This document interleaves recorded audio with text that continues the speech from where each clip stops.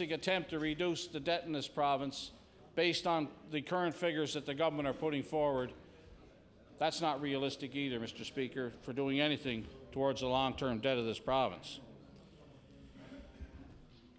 As I said, tax cuts will not be affordable for some time in this province due to the fact that the interest payments on the debt of this province right now still are approaching $1 billion a year.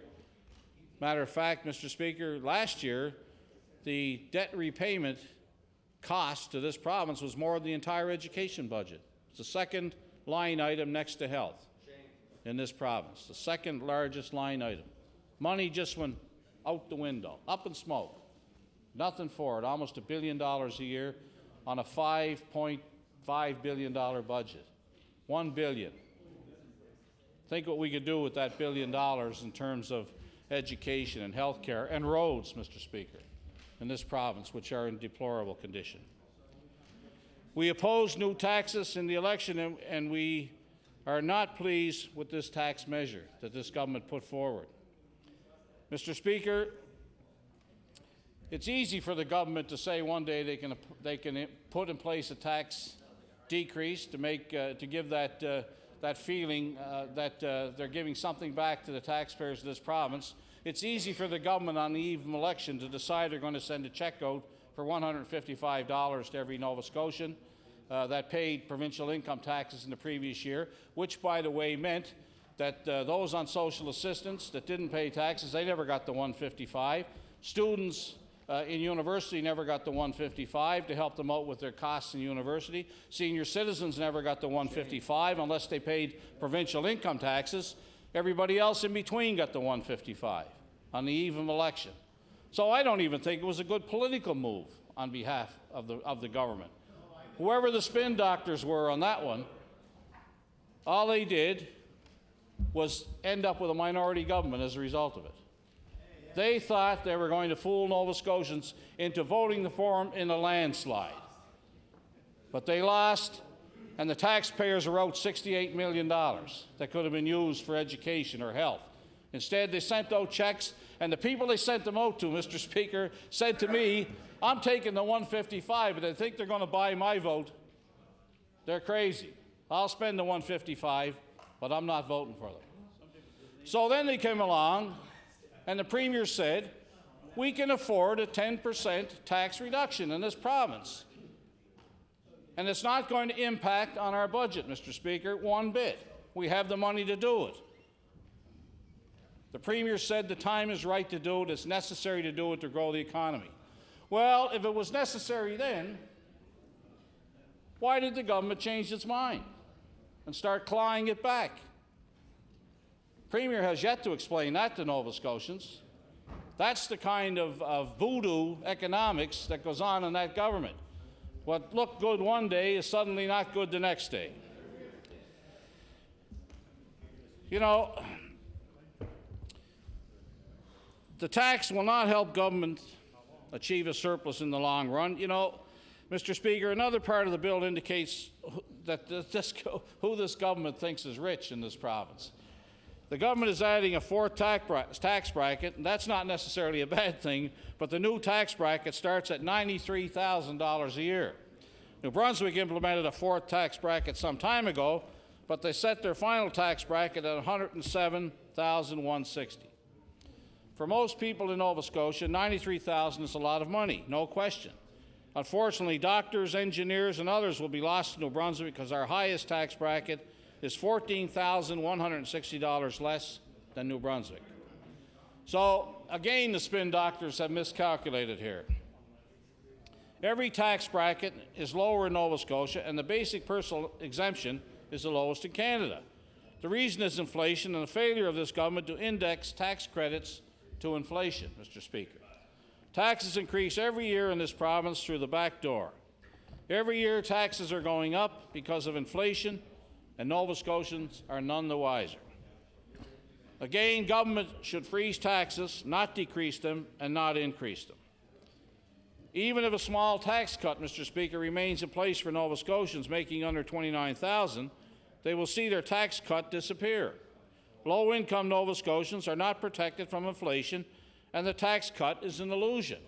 And another thing, Mr. Speaker, in terms of the fees that this government has put on the people of this province, all 500 of them, affect everybody in this province, irregardless of income, irregardless of whether they can have the ability to pay them or not.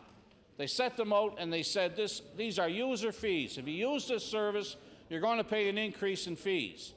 But now, Mr. Speaker, it's no longer fees, it's taxes.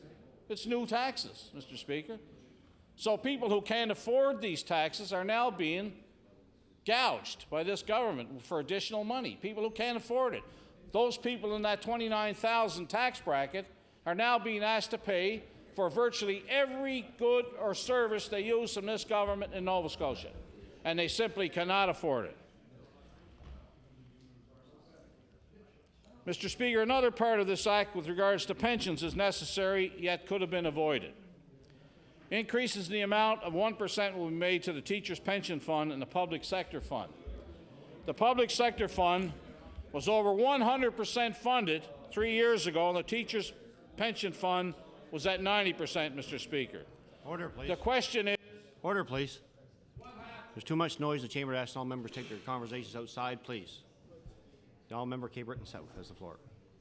The question is, Mr. Speaker, what happened? How do you go from 100% funded to a little over 76% 3 years later? The markets were down, but why were risks being taken at over 100% funded? I believe the true nature of pension loss requires further disclosure on the part of this government. And I'm sure that people who are interested financially in those pension plans would want to know the same information that we're asking for in regards to the pension funds. And Mr. Speaker, we're going to have other opportunities to discuss this bill clause by clause, but I wish to make some comment on the increases in taxes for registering an unlimited liability company. Mr. Speaker, this measure will bring in $1.6 million for the province as long as Nova Scotia is unique as the only Canadian jurisdiction that currently provides the service. Not only does registering these companies bring in money for the province, the registration process involved in setting up of a limited liability companies provides work for our legal and accounting professions. Our concern is that this increase will chase business away. Mr. Speaker, we in our party are concerned about the measures in this bill. We're concerned about the fact that this government will try to push this bill through as an omnibus bill, or as I said at the outset, an ominous bill.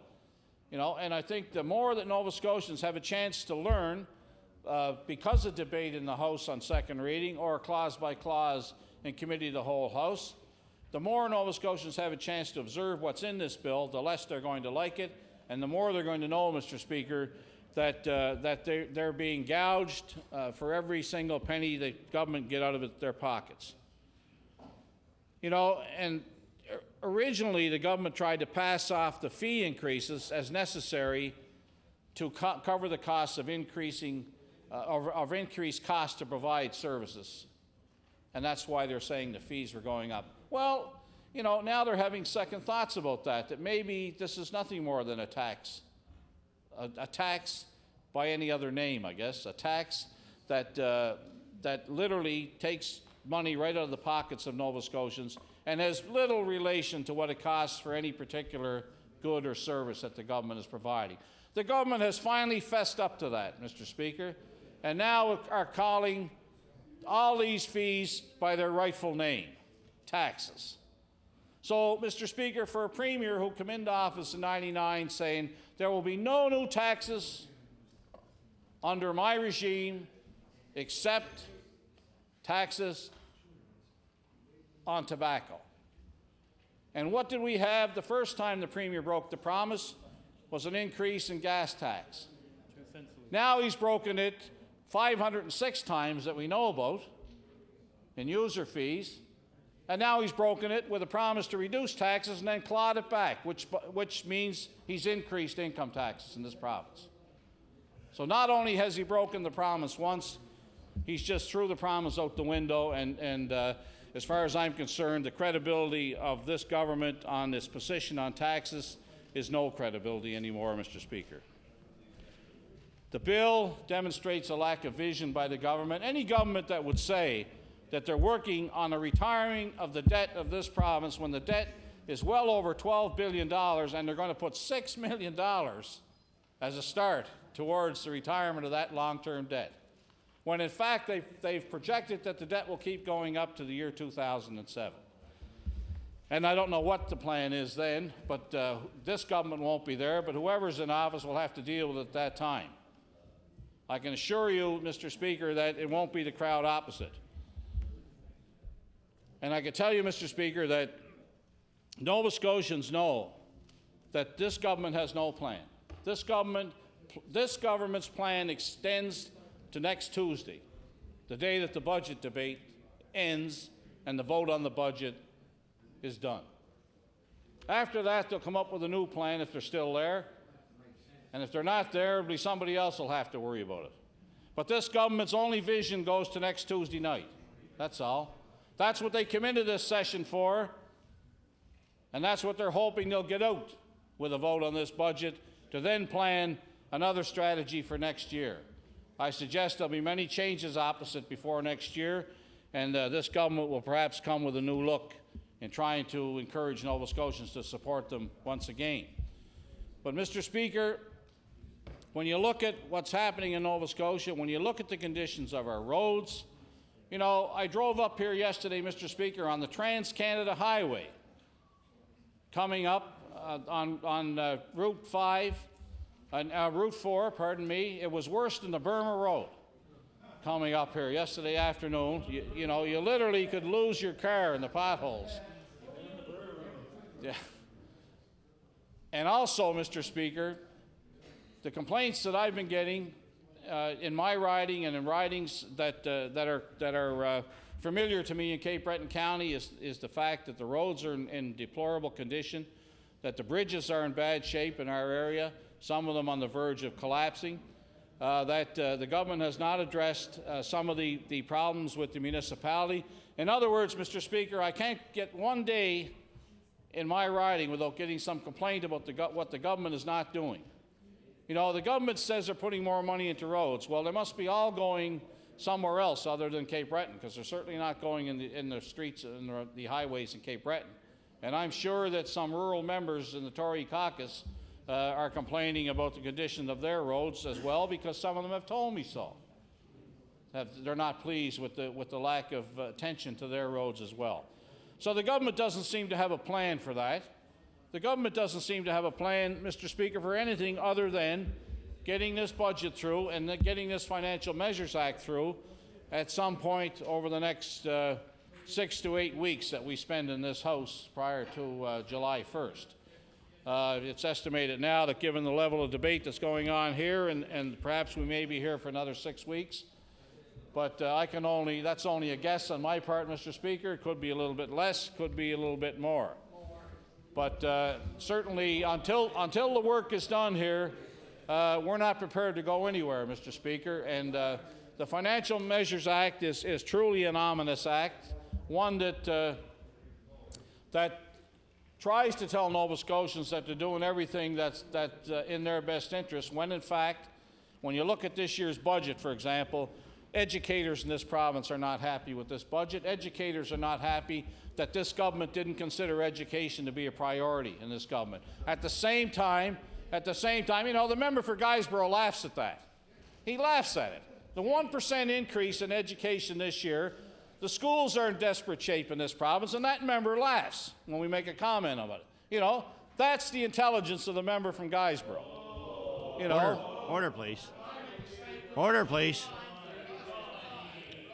Order, please. Order, please. The National Member for Cape Breton South to retract that, please. He would retract that. Thank you. The Member for Cape Breton South has the floor. And say that, you know, that's the inability of the member from Guysborough to comprehend what's going on here in Nova Scotia, Mr. Speaker. The inability for him to know that if this government was concerned about education, that they would have paid some attention to educational needs in this budget, and they didn't. School boards are still facing the same problems they've been facing in the past. This government turned its back on education as far as we're concerned. There wasn't anything in this budget to help out students. Nothing in this budget this year to help out students who are having severe problems in trying to get an education in this province. And if the member from Guysborough thinks that's okay, well, I'll leave it to his people to decide his future on that issue. But, Mr. Speaker, in regards to health care, this government said when they took office the health care didn't need any more money. What the health care needed is a better system of management, a better way of doing things, a plan. So instead of coming up with a plan to make health care better in this province, they just threw some more money at it this year. Never did anything except throw some more money at it and hope that that will solve the problem instead of coming up with a long-term strategic plan for health care in this province, the number one issue on the minds of the people of Nova Scotia. But did the government do anything about it? Just threw some money at it. Well, we haven't seen a comprehensive plan yet by this government. And, Mr. Speaker, we haven't seen what Nova Scotians are looking for is a plan to finally fix the highways. The Minister of Transportation should have tabled by now a long-term plan in this House that would dedicate funds on each and every road that's having a problem in various ridings in this province and set down a schedule of improvements instead of continuing to play politics with this issue. Now, Mr. Speaker, over the next few days, we're going to continue to debate the estimates. We're going to continue to do that until next Tuesday, Mr. Speaker, and then there's going to be a vote in this House on the budget. And as I said before, Mr. Speaker, this government is content to get out of Dodge if they survive the budget next week. Anything else and everything else can wait for another day with this budget. That's evident by the lack of legislation that's coming before the House. That's evident by the fact that this government, I consider that this government didn't end run on the workers' compensation problem. They're going to do something by regulation now. Instead of debating the workers' compensation problem in this House, they're going to do it by regulation, by cabinet decree. So the two opposition parties in this House are not going to get a chance to debate the Workers' Compensation Board changes in this House this spring, and that is a plan by the government. The plan is to get out of here. And they know they're not going to be able to get out of here if they start debating the Workers' Compensation Bill. They know they're not going to get out of here if they bring any contentious bills to the House for debate. The budget is the be-all to end-all. You know why, Mr. Speaker? Because the Premier wants it. Because the Premier's credibility is on the line here. The Premier has said he wanted 3 balanced budgets in this province while the last 3 years he was here. Now, if you think, Mr. Speaker, that when the Auditor General comes back in the next quarter and says that this was nothing but a fudged budget, that it was not really balanced, or oops, our revenue projections that we projected at 3% are going to be less than 1%, so this budget is not going to be balanced, one has to wonder, Mr. Premier, Mr. Speaker, is this Premier going to be around to hear that? Is this Premier going to be around to hear that, or is this Premier going to say, I brought 3 balanced budgets and now I'm leaving? I'll leave it up to the new leader, and I don't see one over there, but wherever he comes from, or she, will have to deal with the fact that the Auditor General will say, I'm sorry, but somebody goofed here. This budget is not budgeted. This budget is not balanced. And what's going to happen then? The budget will have passed. The Premier will probably be gone, saying I did what I said I was going to do. Hello, Mr. Speaker, he said he wasn't going to increase taxes. And he did. He increased at least 56 that we know of, plus an increase in income tax, plus an increase in gasoline tax, and heavens knows what else. But he said he wasn't going to do that, so what's the difference? He said he was going to balance the budget. So if the budget is not balanced, he won't be around to answer for it. Mr. Speaker, you see almost no reference in this document or in the budget to where this province is heading with economic development. There is no mention, Mr. Speaker, from anybody on that side of the House about our proposal for rural economic development in this province. Not a word. And a lot of those members represent rural areas, Mr. Speaker. Not a word, Mr. Speaker, about rural economic development has come from that side of the House. Not a word. Now, Mr. Speaker, also, the Minister of Energy, who now His sole responsibility in this cabinet, Mr. Speaker, is to be the custodian of a $7 million budget, and he's got a full ministry to do that, and there is absolutely nothing, zero, going on in energy matters in this province right now. Yet that minister does not have any other responsibilities in cabinet except to be energy minister with a $7 million budget. Contrast that, Mr. Speaker, to the Department of Economic Development, which has sunk so low in importance in this province that it's now called an Office of Economic Development. It's not even a ministry.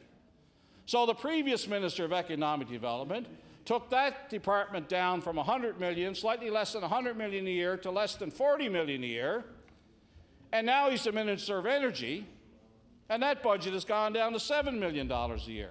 He is the Minister of cut and slash, obviously, because everywhere he goes, the budget disappears. So that minister has nothing to do. He operates the Ministry of Energy in this province, which does nothing. You know, they'll spend more money on a few trips than they will on developing the energy sector in this province right now.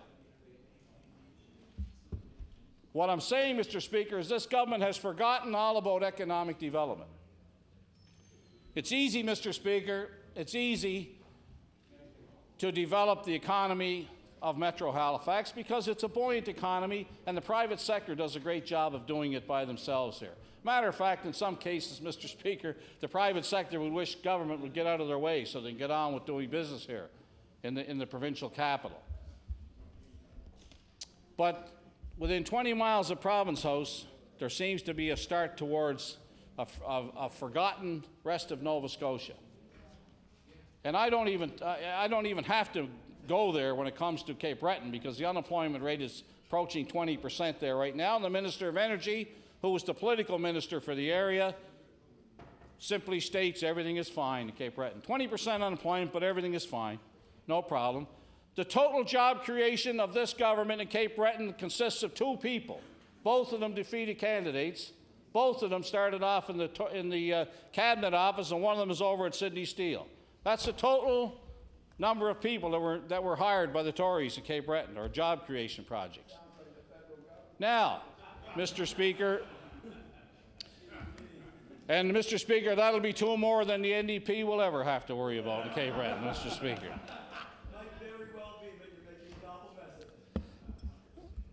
Anyway, Mr. Speaker, when I'm talking about economic development, I'm talking about the fact that Nova Scotia Business Inc. was an agency brought in here to deliver for Nova Scotians. What have they delivered so far? Bunch of call centers. More call centers. There's so many call centers here now, they must be talking to each other, Mr. Speaker, in this province. And it's going to be in a 5-year cycle where we're going to have to start looking at something else. You know, because the tax credit system that was put in place in Nova Scotia to bring the call centers here was put in place by the McClellan government. That's why they're here. They're not here because they like NSBI or because they like Nova Scotia. They're here because they're getting a payroll tax rebate. My point is, Mr. Speaker, how long is NSBI going to exist before they start doing something meaningful in terms of long-term economic growth in this province? And to make matters worse, Mr. Speaker, they're not responsible to the legislature. I can recall, Mr. Speaker, on every single deal that was done in Nova Scotia, when we were in power, Mr. Speaker, we had to answer regularly on the floor of this legislature during question periods. And that is as it should have been. And it should be that way today. NSBI are using $30 million a year. No, it's reduced this year, by the way, to $25 million this year.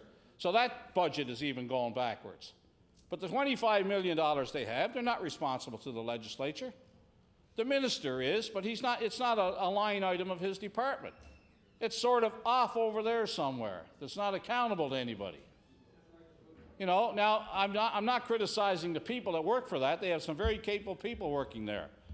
But their mandate should be a little bit more than to bring in some call centers. I think, Mr. Speaker, their mandate should be to get out in rural Nova Scotia and talk to rural Nova Scotians about what their priorities are, Mr. Speaker. Their mandate should be to talk about the small business people in rural Nova Scotia, the entrepreneurs that need a leg up to get started because the banks won't lend money in rural Nova Scotia.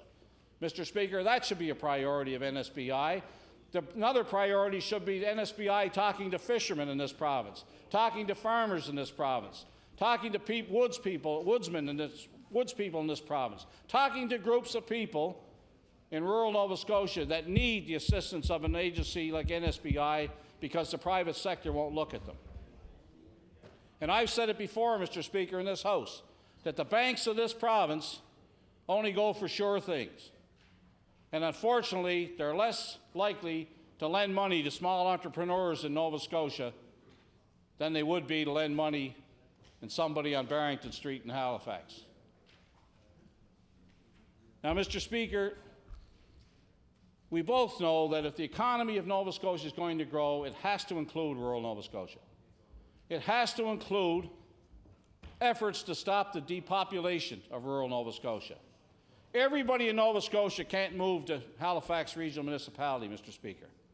There has to be a reason to have people stay in their own communities in this province and prosper there. And, Mr. Speaker, that can only be done with a mandate that this government should give to NSBI. In other words, stop looking at the sure things. Get out there and talk to people in Nova Scotia that would need your assistance to grow their products, or to sell their merchandise, or to develop a new small business somewhere in rural Nova Scotia. But that's not happening. NSBI is taking the sure thing route. You know, I mean, anybody can lure a call center into Halifax with a payroll tax rebate system that's already in place. But try to lure one into Pictou County, or try to lure one into Colchester County, or go down to Guysborough with one, or down to Cape Breton, you know, in rural Cape Breton, Inverness County, or do some other businesses that, yeah, the member again says they're already there, you know. I'll bet you that there are a lot of small businessmen in that riding that would like to be able to access funds from NSBI to do some projects in rural Nova Scotia. And I can remember, Mr. Speaker, that when the Economic Development Department was in my riding a few years ago, it had 8 people working for it. And it had people that were executives that could go out and talk to small businesses in our area and actually loan money from that office to worthy endeavors. That office today is down to 1 person, no ability to loan money to anybody, and they have 1 manager there that's waiting for retirement. A guy that's a great civil servant and is awful disillusioned today, and I don't blame him. But he's just waiting it out because they have no intentions of beefing up that department anymore in Sydney for Cape Breton, or indeed in Yarmouth for the western part of the province, or anywhere else in rural Nova Scotia. Our vision for economic development in rural Nova Scotia, Mr. Speaker, is certainly a vision that you won't find in any of the government documents in the Financial Measures Act, but you will find it in our bill and in our subsequent statements that we want a system in place in Nova Scotia that will give equal access to government throughout this province, from Yarmouth to Glace Bay, that will help people in rural areas to grow and to stay there, to grow their businesses there, and to stop the depopulation that's going on, Mr. Speaker. Also, I believe that this government has a responsibility, you know, and it's funny, you know, because this government, Mr. Speaker, always seem to pride themselves on rural Nova Scotia initiatives and seem to have abandoned ship when it comes to that now. They seem to have gone inward with no programs. Well, as a matter of fact, no programs in anything, only to get them by next Tuesday.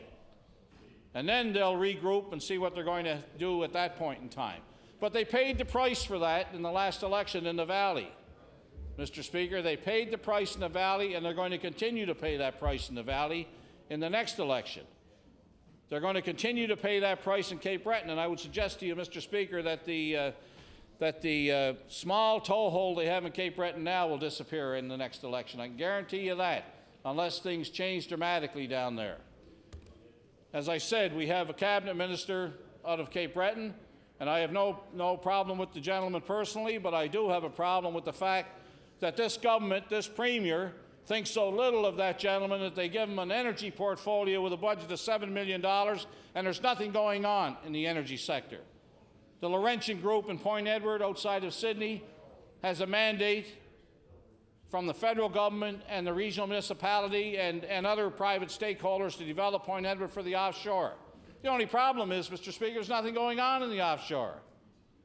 What we see out here is we have 2 rigs in the harbor here, and anytime you see 2 rigs in the harbor for an extended period of time, you know there's something wrong. You have the oil companies leaving this province regularly. Matter of fact, some of them have said to me that Nova Scotia is not a good place to do business because you cannot get any answers out of this government on where they want to go in terms of energy alternatives in the future. And that is a problem that this government continues to face. It's a credibility problem, Mr. Speaker. It's a problem that I believe is not going to go away because there's no vision over there to make it go away, Mr. Speaker. There is absolutely no vision. You know, here we are, Mr. Speaker, getting ready to vote on a budget that the government says is balanced. But yet, Mr. Speaker, and I want to remind you again that that was based on revenue projections of some 3% growth, when in fact the economists in this country say that the growth is going to be less than 1%. How does the finance minister reconcile that? He says, oh, well, those are only figures. But at some point, the Auditor General is going to have to come back, and I will say it here first, that when the quarterly reports start to flow in on this budget, in the next quarter and the quarter after that, you're going to see some danger signs go right up the pole, that this budget is going to be anything but balanced. The government knows that. This is a credibility budget for the Premier. That's all it is. A credibility budget for the Premier. And I venture to you, Mr. Speaker, that that will be his last budget, and somebody else will have to worry about it next time around. Because, Mr. Speaker, along with the Premier's credibility on tax increases, on user fees, which are now tax increases, his credibility on balanced budgets is going to be shot down in flames by the Auditor General before the end of this year.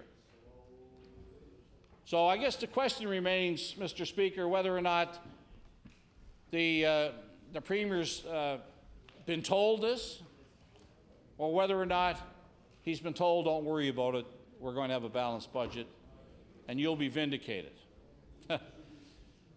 Where have we heard that before?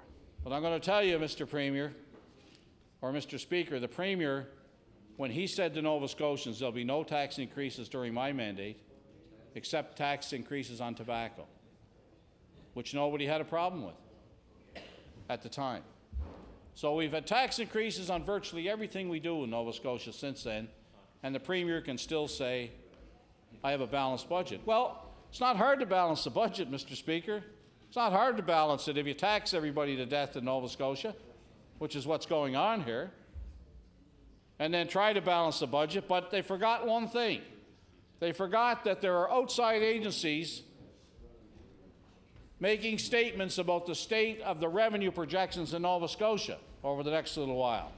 And guess what, Mr. Speaker? Those revenue projections are nowhere near the revenue projections that they put in their budget to make this budget balanced.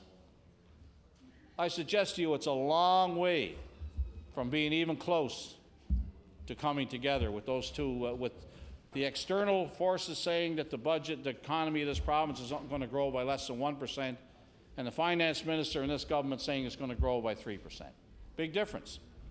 So how will that manifest itself, Mr. Speaker? Well, you know, after a couple of quarters, and we know that the external forces that are out there saying that this economy is not really going to grow, their message is going to get through. The Auditor General is going to do some figuring out that this budget is far from balanced. We know that now. We can tell you now it's not going to be balanced. And I'll dare anybody in that caucus to stand up and say unequivocally that 6 months from now this budget will be balanced. If they can do that, I would suggest they should do it, and if they're not right, they should resign. Because anybody that would knowingly go into a next fiscal year knowing that a budget they're saying is not balanced, they're saying is balanced and is in effect far from being balanced, if the Auditor General comes out and states that, then those members have lost credibility with me and with Nova Scotians. Because they would have known that. They would have known that. But I say again to you, Mr. Speaker, the only date that matters to this government right now is next Tuesday evening, around 8 o'clock, I would say, when the budget vote will come. Probably 8:05, I'll predict. The next Tuesday evening, when the vote will come on this budget. That's what matters to the government. Anything other than that doesn't count. Because if they survive that vote next Tuesday night, and I use the word if, then they gain another year. Then they can figure out ways of telling Nova Scotians that, oops, our budget was not really balanced. Or, oops, we got to increase more taxes. Big snowstorm. Or we have to find out other ways of picking the pockets of Nova Scotians in order to survive for another year. And I want to add, Mr. Speaker, that with all of the things that I've talked about, we still have a serious situation with students in this province. This government has not addressed the problem with higher education costs for university students. In our plan for rural Nova Scotia, Mr. Speaker, we talk about incentives for students to stay and work in Nova Scotia, a forgiveness of student loan costs, a bursary situation in this province that students are working for, that students should be looking for if it's available, or will be looking for if it's available. No mention of anything like that to help students out. Some reference was made to down the road they're going to do something for students, down the road. That doesn't help the students that are out there now, Mr. Speaker. The debt load is staggering on post-secondary students in this province, and I suggest that this government has completely abandoned ship when it comes to students as well. But, Mr. Speaker, those are the things that caring government should be talking about. Those are the ways to improve the economy of this province, to make the climate in this province one in which students would want to stay here and work and be close to their families and settle down in this province instead of going west or overseas, which is happening with all too much regularity these days, Mr. Speaker. But, Mr. Speaker, when it comes to a Financial Measures Act, the one we're talking about, the one we're debating tonight or should be debating, when it comes to that, Mr. Speaker, you and I both know, and Nova Scotians know, that this is an enabling piece of legislation that gives the government carte blanche to do just about anything it wishes. But there are a number of people in this province who continue to be affected. Mr. Speaker, the government has to realize that even some of the good things the government have done have holes in it. And I'll give you a good example, Mr. Speaker. The government came in the budget this year and promised relief for the nursing home, the medical costs of nursing homes for people in nursing homes. But they didn't make it retroactive, Mr. Speaker. And people who are applying now are subject to the old rules. You know, and people are calling me up and saying, well, if I turn it down now, will I get in the future? Because I'd rather wait till the new rules come into play. Instead of making it instant, it's, I believe, June 1st or January 1st or something. It was going to be a couple of years away, but now I believe it's January 1st next year. What do the people do between now and January? You have to get into a nursing home. They pay under the old regime. Or if they turn down the bid, they'll never get another chance at one. So they're caught. So the government couldn't even do that right. You know, we, Mr. Speaker, we suggested to this government in our plan for seniors in terms of their allowance, that their meager allowance of $105 a month be up to $200 a month, and that there be no restrictions. Well, the government caught the spirit after a while of listening to seniors complain, and as a result of the promise that this premier made in the last election, when he talking to senior citizens said, I will increase that allotment, that comfort allowance in the homes. I will increase that. Well, Mr. Speaker, it almost took him a year. And it was only prodding by the opposition parties, prodding by seniors in homes for special care, seniors like Mrs. McLeod, who used to call us regularly about all the problems seniors were having in the homes. This was in Harbourstone, in my area, saying that they didn't have enough money to get their hair done, or they couldn't buy treats at the canteen, or they couldn't put money away for gifts for their children or grandchildren at Christmas time because this government was clawing it back if they dared to save any money for 3 months. Imagine, save any money for 3 months, Mr. Speaker, at $105 a month is what they were getting. So anyway, the government didn't go the full route that we wanted. They didn't go to $200 a month. But however, I will give credit, they went to $150. And hopefully that'll be followed. I would have thought that they would have said $150 now, and we'll up it to at least $200 next year. That is little enough, Mr. Speaker, for our seniors who are in homes for special care. Very little said about seniors who are trying to maintain their own homes that are being taxed out of them. The housing programs in this province are inadequate, Mr. Speaker. No reference to that.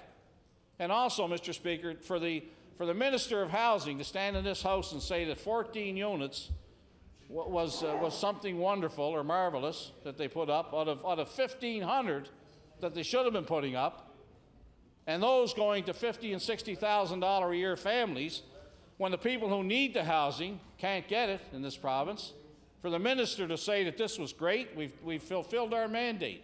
14 homes out of 1,500, and they fulfilled their mandate.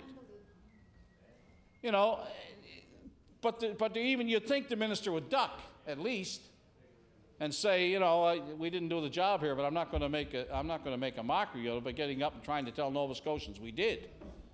Here you have a situation where that same minister, Mr. Speaker, and certainly I hope to have an opportunity to go to some extensive questioning on community services about the tactics being used by that department and people of this province that are making the grand total of $7,000 a year in Canada pension between the ages of 60 and 65, and people who are on community services and happen to get an award for Canada pension with some back payments, and the community service department goes and claws it all back, and if you can't pay it, they send a letter over to Service Nova Scotia to threaten you, and then if you still don't pay it, they threaten to take your GST from you or your anything that's owed to you by the federal government, you know. That in a department, Mr. Speaker, that used to be a department that cared about people. It used to employ social workers, Mr. Speaker, at the senior level. Now it's got nothing but bean counters running the place over there. And the people of this province, the people who make less than $9,000 and $10,000 a year, are being threatened on a daily basis. And I know that the minister knows about that, and I know that the minister has on occasion responded to my requests for help for some of these people. But fundamentally, Mr. Speaker, the policy has to change. The Department of Community Services in this province has to go back to being a caring agency, not a collection agency in this province. And that's what it's turning out to be. How can you go to people that make $7,000 a year and tell them you must repay money that was clawed back from community services because you got a Canada pension award of $3,000 or $4,000 last year, and you maybe put a couple new windows in your house, or you paid off some bills, or you bought some medicine? They didn't care about that. They want their money back. And I certainly am going to have something more to say about that when debate on social service estimates come up. But I want to say, Mr. Speaker, that there should have been some reference to the people in this province that need help. In housing, how in the name of heavens can anybody live on some of the amounts of money that people are getting in this province? I can't. I don't think anybody in this room could.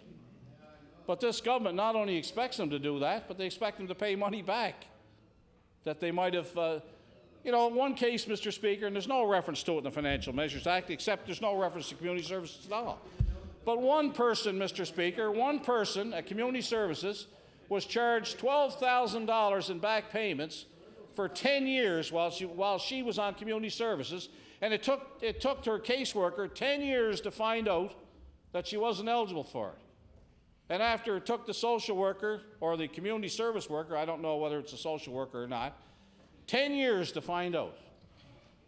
And then when they found out, they immediately sent the bill out to them and said, you owe us $12,000 from the past 10 years in overpayments.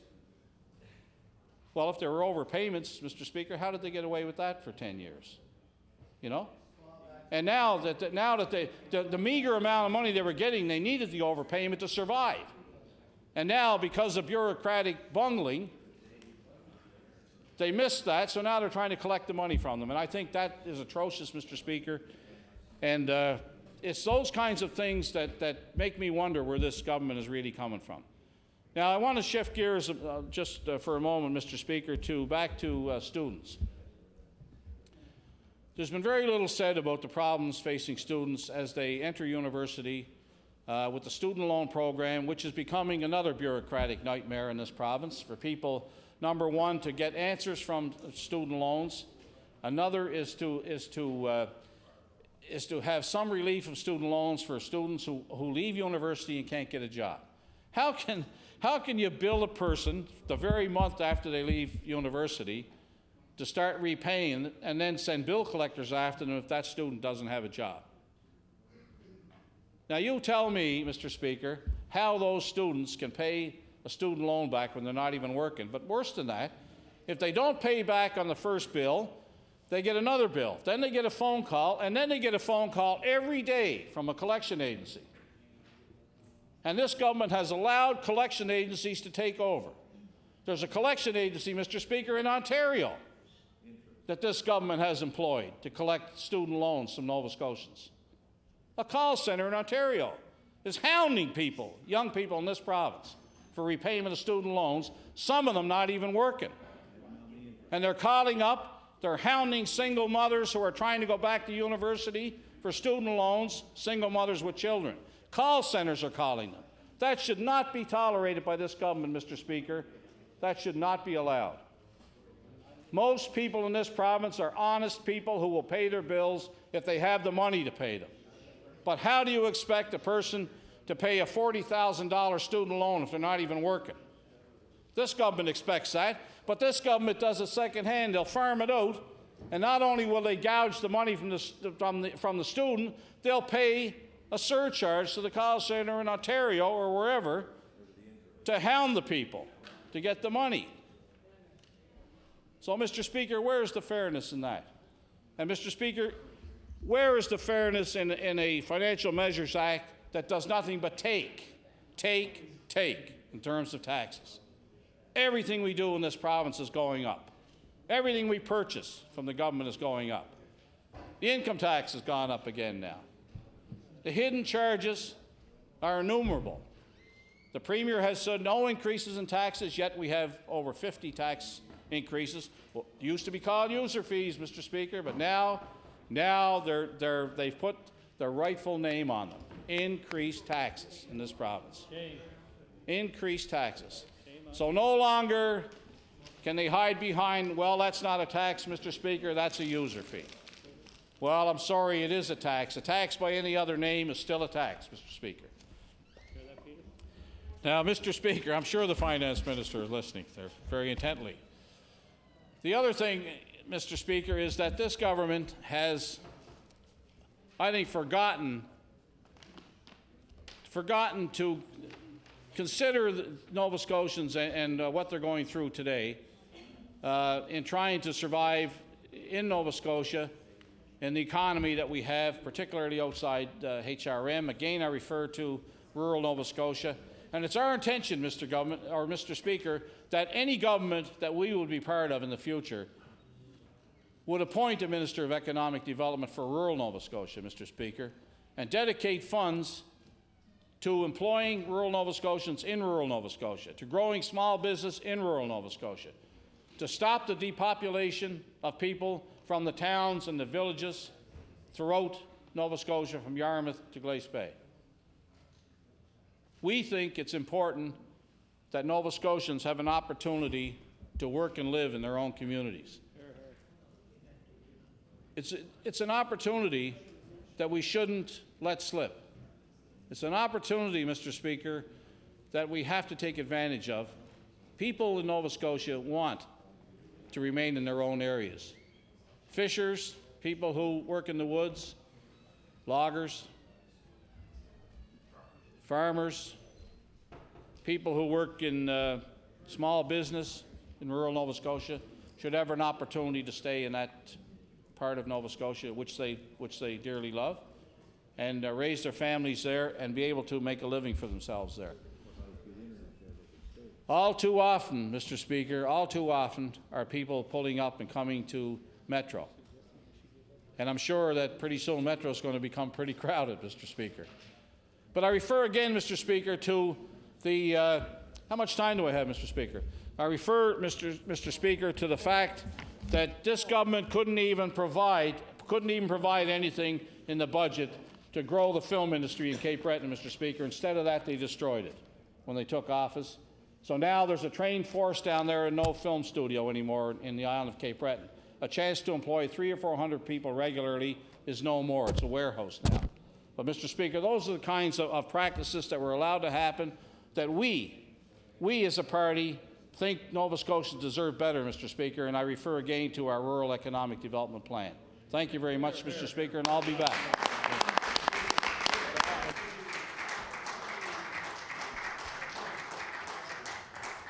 Thank you, and I recognize the honourable member for Dartmouth East. Thank you, Mr. Speaker.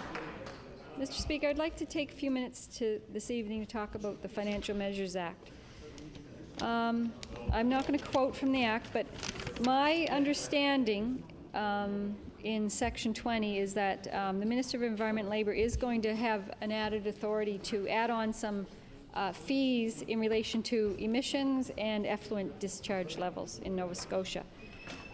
So I'm going to try and talk about that issue specifically a little bit later on. When I look at that section, I guess I'm looking at it and thinking that it's a way for government to make money,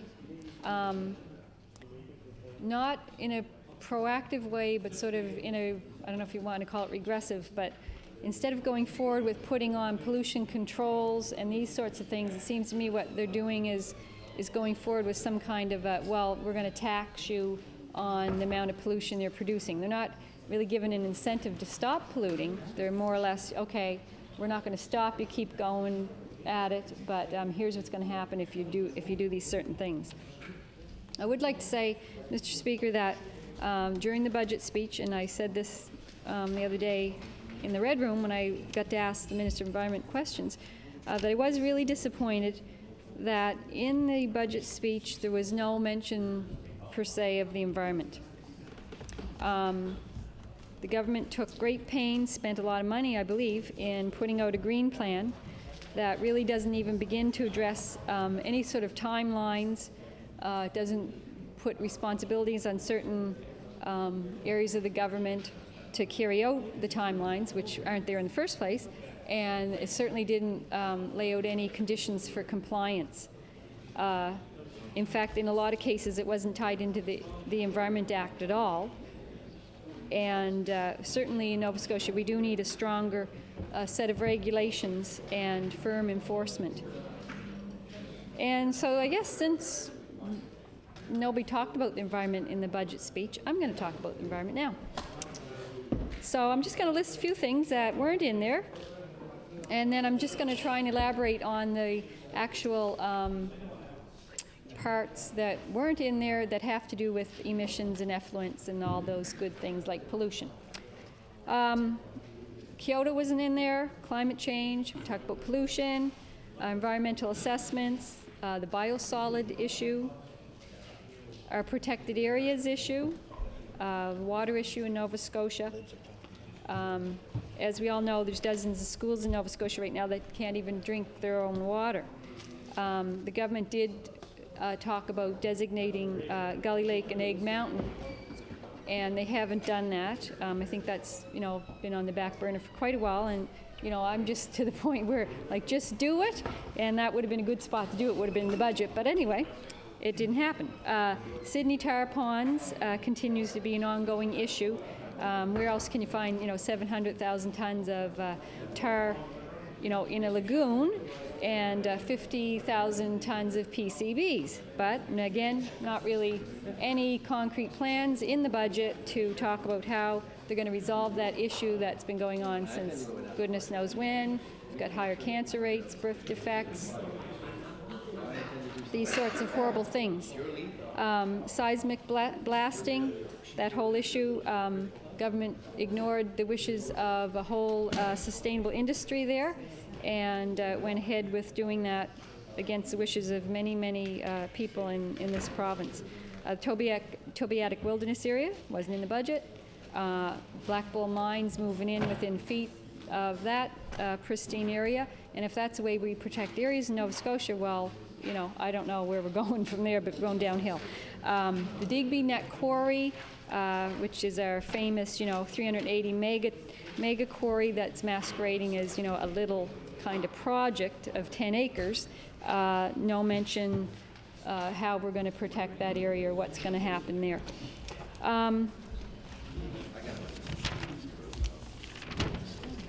I'm going to talk about some of the issues revolving around Kyoto and the climate change, Mr. Speaker. We know that our biggest contributors to climate change here in Nova Scotia are transportation emissions and our electrical energy generation. So far as I can see, there's no concrete plan in place to reduce our reliance on electricity generated by burning of these fossil fuels.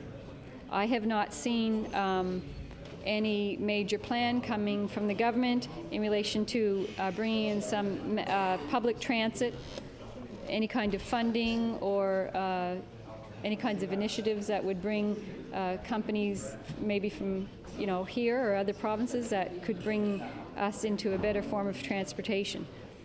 We've got a lack of infrastructure. The province is not promoting cycling, carpooling, vanpooling, and any of these initiatives that would improve our environment. The province has not dealt with Nova Scotia Power's history of coal-fired energy issues, and we've got acid rain, we've got smog, we've got climate change. We have to move forward and reduce our greenhouse gas emissions in order to meet our Kyoto targets. We know that we are going to need to reduce between 2 and 3 megatons annually before 2012. We know that 84% of our air pollution in this province is from power production. We know that energy generation is the greatest source of greenhouse gas emissions in Nova Scotia at 38%. So, there's all kinds of questions out there in relation to those facts, and we've got the facts, but we just have to somehow move ourselves forward and deal with those facts.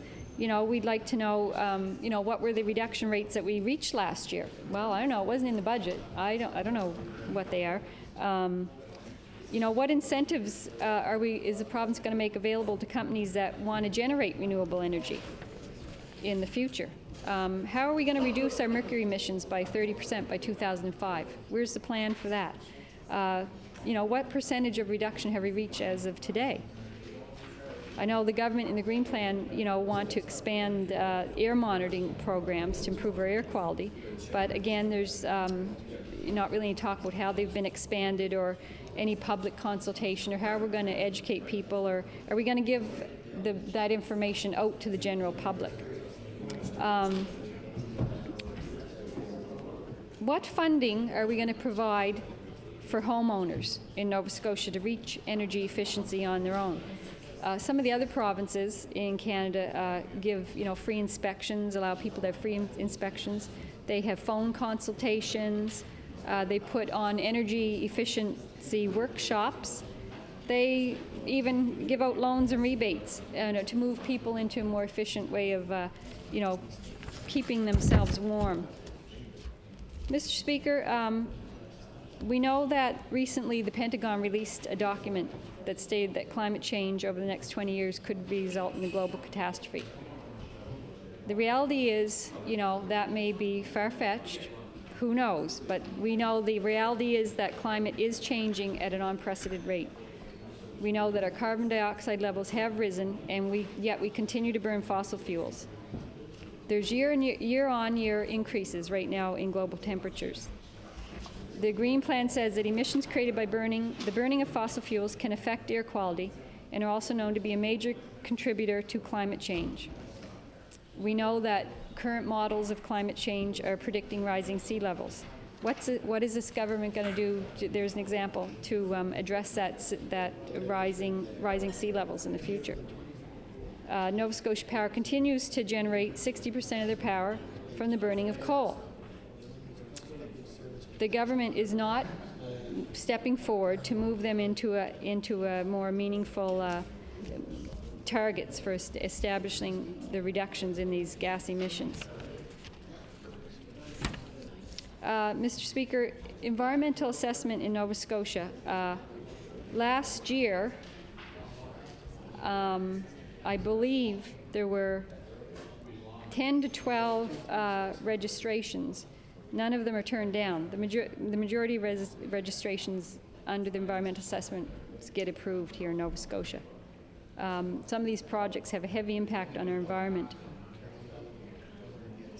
We, at the moment, don't have an environmental assessment board in place that could actually even carry out a Class 2 environmental assessment, although, you know, we haven't done one for 6 years, so who knows when we're going to need one of those again. And again, Nova Scotia Power plans on adding another generator to the station, even though, you know, the government's own regulations state that a generator that produces a new facility that produces more than 10 megawatts must undergo a Class 2. However, they're continuing to say it's just an addition, even though it's going to produce 50 megawatts. Mr. Speaker, a topic that's been in the newspapers recently is the one on biosolids, and I will give government credit. They just put an extension on the moratorium for the spreading of biosolids and sewage.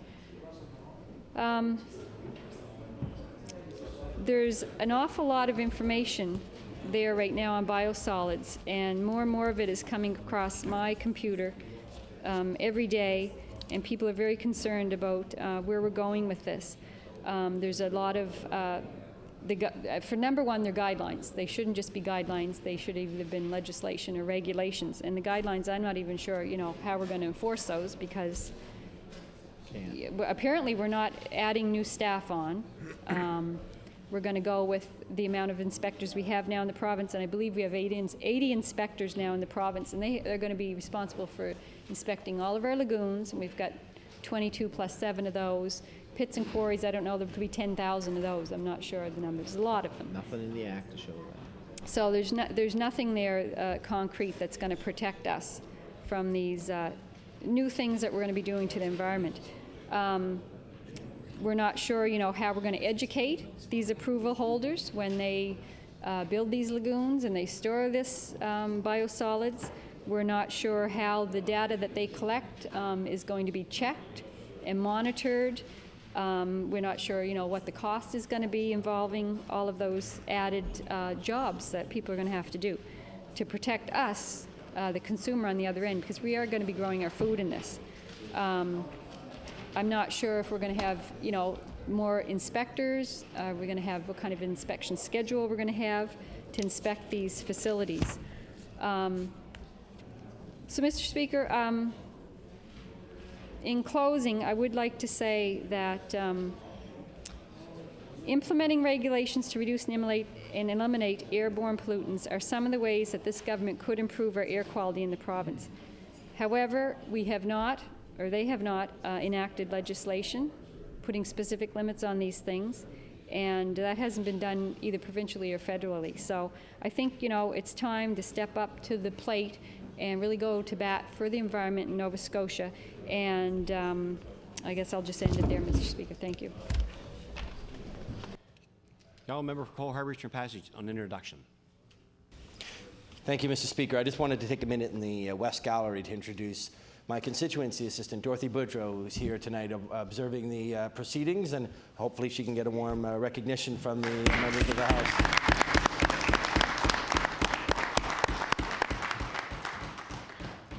The honourable member for Cape Breton Lakes.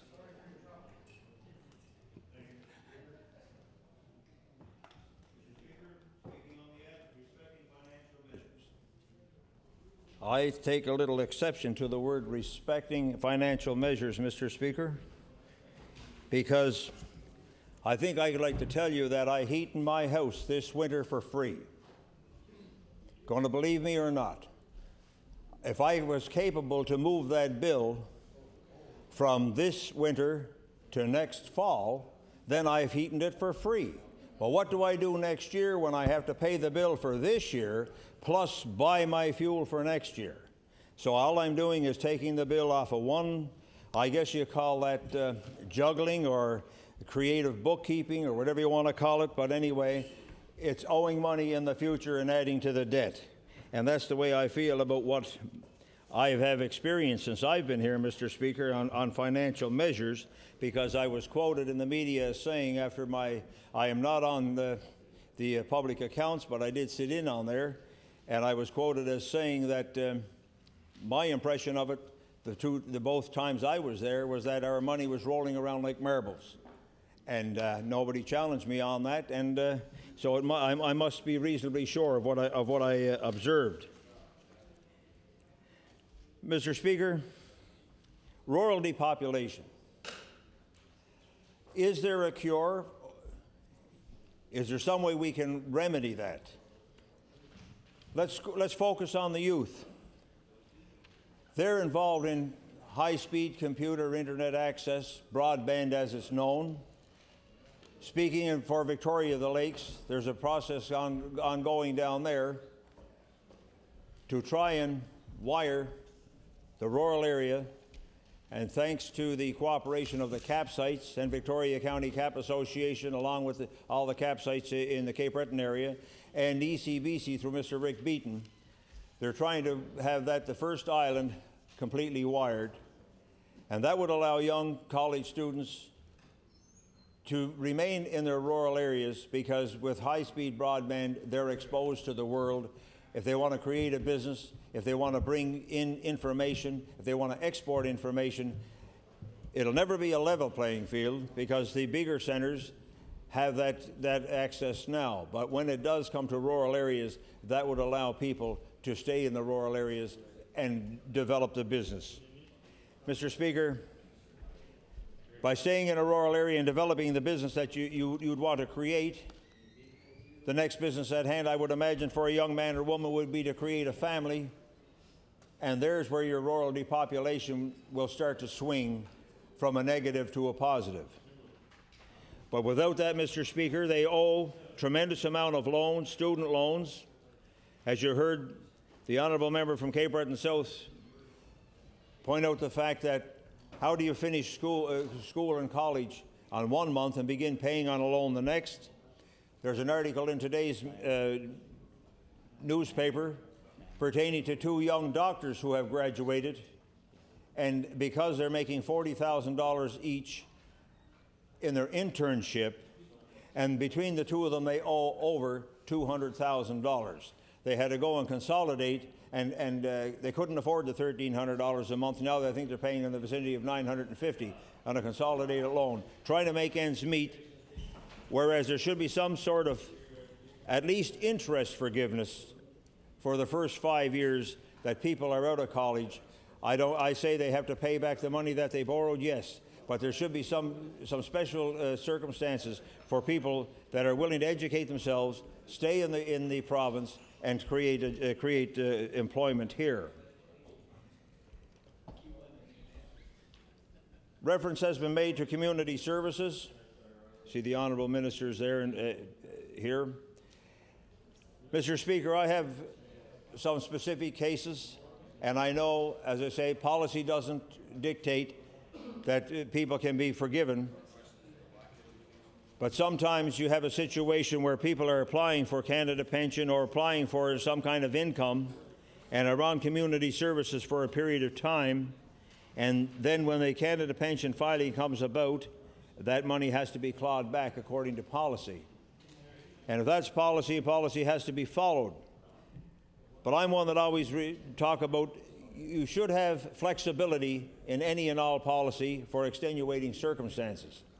When people fall on hard times, especially through poor health situations, where they just can't afford to work anymore. They require excessive medical attention, and there's just the impossibility. They had to live while they were waiting for the Canada pension to come through, and now that it has come through, and like you said, living and spending it on the needs, now it has to be paid back, and it creates a very stressful situation for the family, especially when the partner, the wife, is also having physical and mental problems. Mr. Speaker, the time arrives every year when there's large write-offs of the provincial books for businesses and corporations.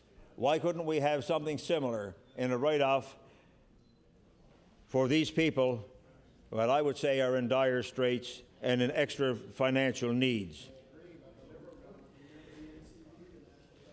Mr. Speaker, does this province listen? Does the government listen? I tell you that I personally campaigned, along with the rest of my fellow Liberals, on living within your means and on financial responsibility. We were against the 10% tax rebate from day one, and still are, and we're pleased to see that it was rolled back, but it took extenuating circumstances, dire needs, and tremendous financial stress. I guess sometimes people don't listen unless you hit them where it really hurts, and that's in the wallet. And when the wallet was being emptied, Mr. Speaker, then that is when and only when the province decided to roll back the tax rebate. Touching again on rural economic development depends also, part of the infrastructure, not only high-speed broadband, but on rural roads. I refer to the one economic development initiative down my way in Victoria the Lakes, is to try to get the local ski hill up and running. Mr. Speaker, the roads to that ski hill are in very poor condition, and it's very hard to try to promote an industry and get it up and running when the roads to it are in very poor shape, and yet the ability is there to operate that on a year-round basis for just a beautiful vision and view that you can get from the top of the ski hill in the summertime by taking a ride up on the lift. Let me touch now on hospitals. It's almost every aspect of our life in Nova Scotia that's being coming under attack. We talk about being open and transparent, yet every day the hospitals and the healthcare system is front and center in the newspapers. A lot of it negative publicity, and struggling by putting more money on a yearly basis, money after money after money going into the hospitals. And yes, the extra money is required, Mr. Speaker. But as I stated previously in the House, throwing money at a problem doesn't resolve it. What's the cause? Let's take a lesson out of the book from the Nova Scotia Heart and Stroke Foundation, who have phenomenal results in their brochure about their town over in Finland, that over 50% percentage of reduction in cancer and heart rates simply by having the population become active living and by having them eat a healthy diet. Now, Mr. Speaker, if it worked one other place, we have a template, a precedent setting. Why can't we try and follow it here? Well, we are, to a certain extent. I must say that the province has started to have the healthy living and active for children. But that leads me into the announcement of the new school down in Cape Breton. 4 schools going into 1, Mr. Speaker. 4 gymnasiums being reduced down to 1. 4 schools in communities reduced to 1. Bigger is not always better, and I'll prove that in the fact of saying that what we have, you're taking the heart out of the communities. I would agree with 2 schools, one in North Sydney and one in Sydney Mines. But to turn to work and take the schools and combine them is not proper. There's an awful economic impact to those communities, Mr. Speaker.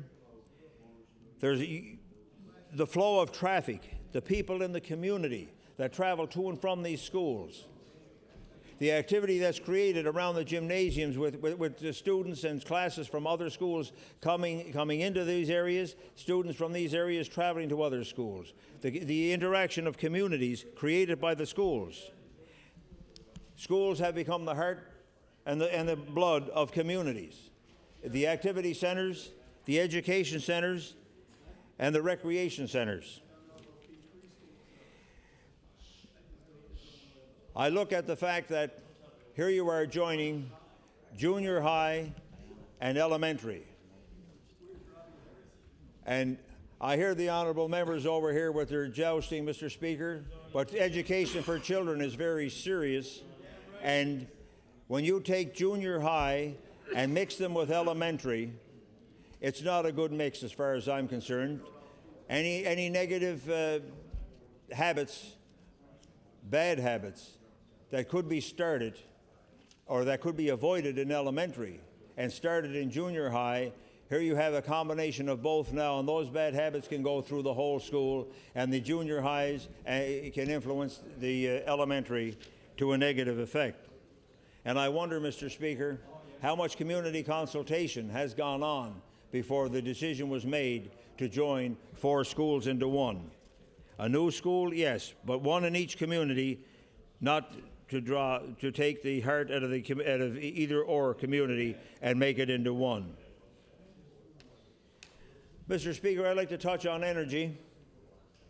The Honourable Minister of Energy is not here, but I would like to say that there's very little, if no activity.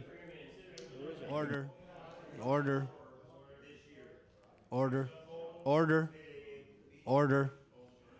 Yes, the member perfectly knows that that he's not allowed to reference a minister not being in the chamber. Oh, I want to be respectful and not say anything against the minister with him not here. Sorry about that, Mr. Speaker. I'll wait till the...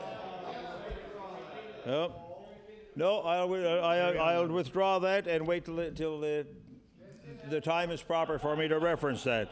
But I still will talk about energy. I will still talk about energy, and that ExxonMobil released the fact that there's little or nothing going on in the offshore this year. They advised local companies the best thing they can do, Mr. Speaker, is to bid on contracts for foreign companies because there would be very little activity off of the Cape Breton and the Nova Scotia shores. I wonder about the consultation on fisheries, simply because there's been a lot of talk about the seismic testing, a lot of fear about it. It's been done before, yes, but at the time, when is there fish larvae around? What time are they going to do it? Another point that I've referenced in the past is the fact that there's numerous registered munitions dumps in and around Nova Scotia coast, with a massive amount in the Sydney Bight area. Very little seismic or any other disturbance can set off some of these munitions, as they're referred to in military terms as unexploded ordnance. A munitions expert advised me that if a bomb as big as 250 pounds were to be exploded at the depth that they're in the water out there, you would never know it on the surface. You'd have no indication that was exploded, because there's so much water over it. The shock wouldn't get to the surface for the average person to know it was there. So there's a definite fear of the mercury and the lead, along with the mustard gas that's contained in these munitions, for them to be released into our environment and probably poison the fishing industry, which is renewable and sustainable, Mr. Speaker.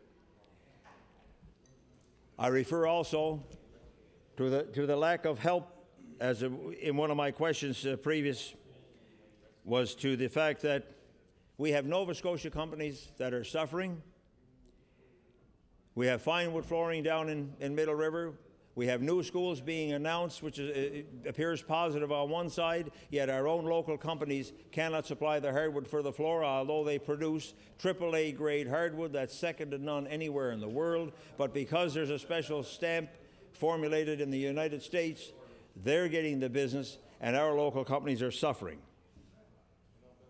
Recently in the news, with the closure of Sydney Steel, it was front and center. The local steel workers couldn't get work loading the scrap from the steel plant onto the vessel that was taking it away to a steel company. And as I stated in a newspaper article, it proves that we can't even get the scraps in Cape Breton, Mr. Speaker. How about maritime drilling? I referenced that company the other day. A local Nova Scotia company, money invested by a local entrepreneur to train people in the oil and gas industry, recognized in the United States, but still and yet cannot be recognized in Nova Scotia. What do you have to do in Nova Scotia to be recognized by the province? You look for economic development, you try to entice people to invest in your province, and yet you don't recognize them. It goes right back to what I said, Mr. Speaker. We always wind up fighting our own.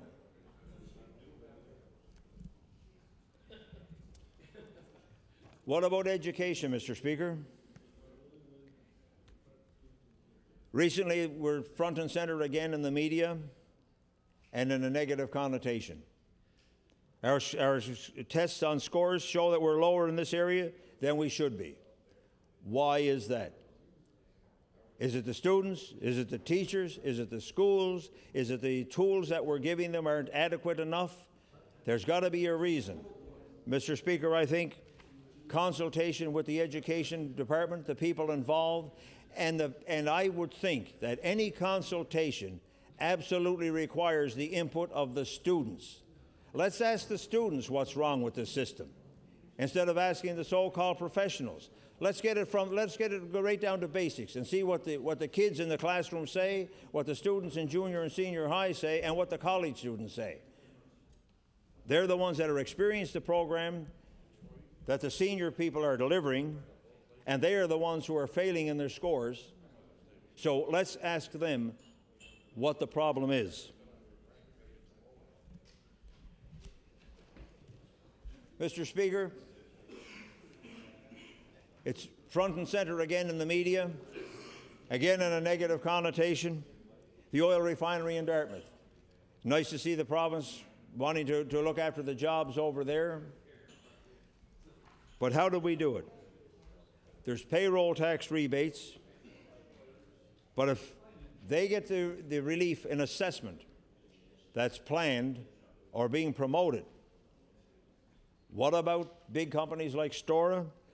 What about Nova Scotia Power, because they're a large generating company? What about them? What about the small companies who are assessed and are struggling to try and make their taxes? A small company with 5 or 10 employees that are struggling to make ends meet is just as important to the people in those companies as the multimillionaire companies who have the means to pay their fair share.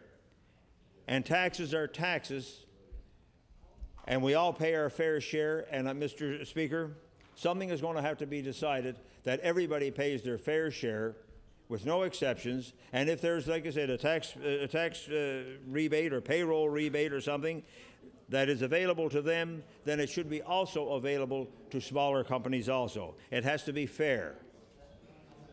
And we have to care about our small companies as the same way we care about the large ones, so that when there's a caring and a fair policy for all companies, then you will have companies coming in here and willing to invest because they know they'll be treated equally.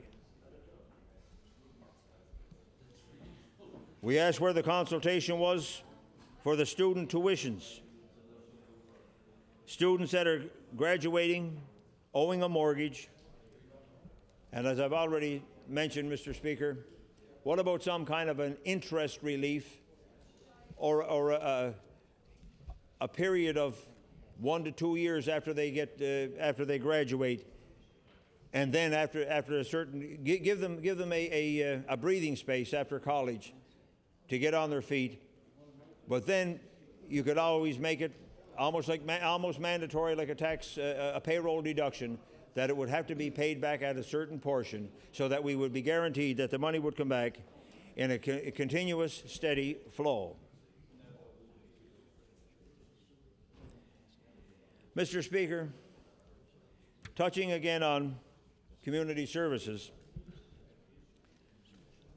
I've been elected since 1991 as a local councillor, and I was unaware of the program of the provincial portion of the HST being rebated back to somebody with disabilities.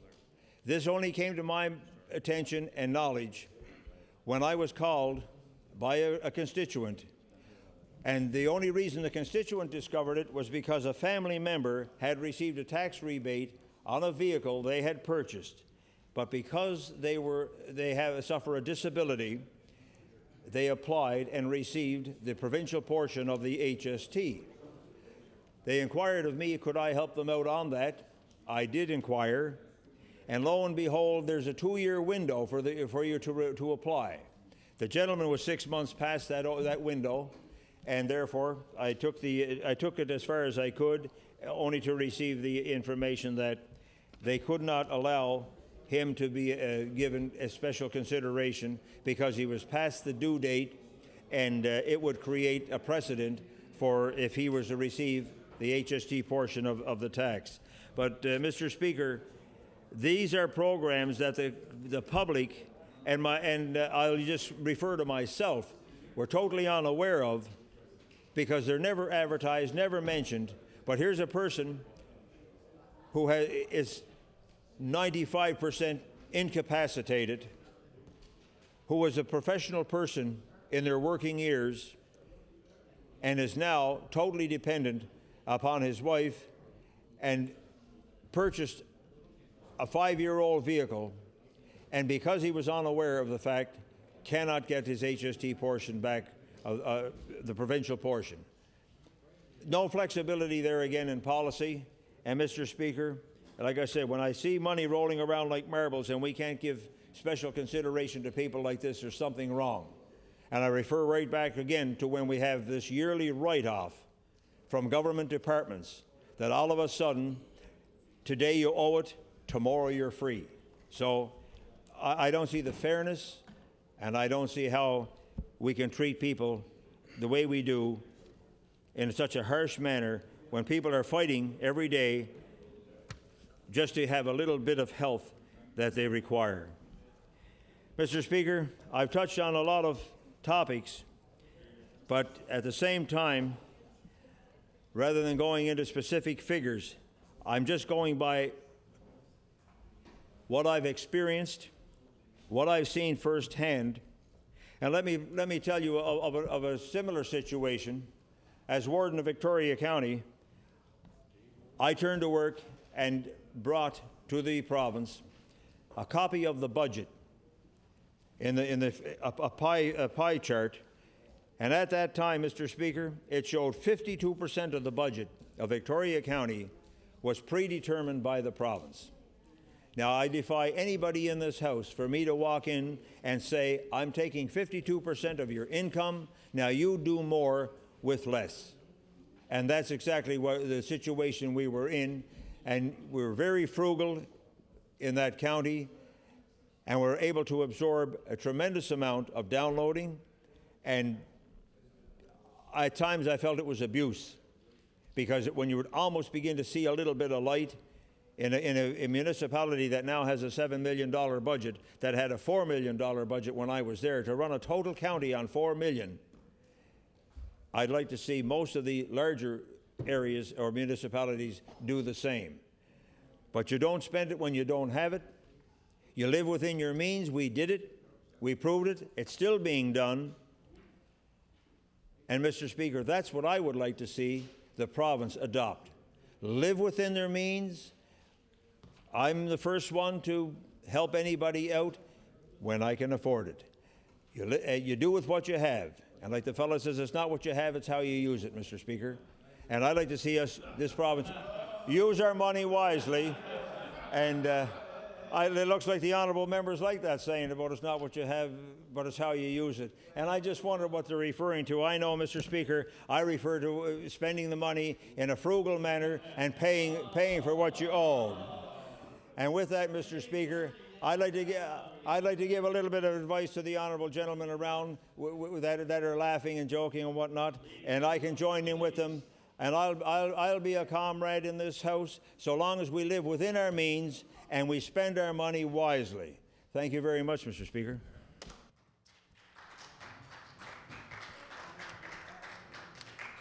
Thank you. I'll now recognize the member for Hants East.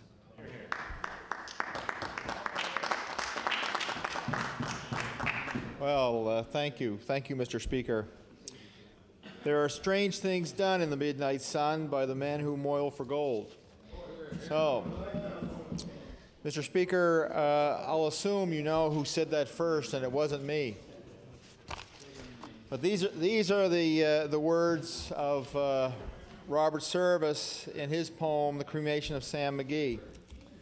And, Mr. Speaker, when I look at the Financial Measures Act, that's what came to my mind.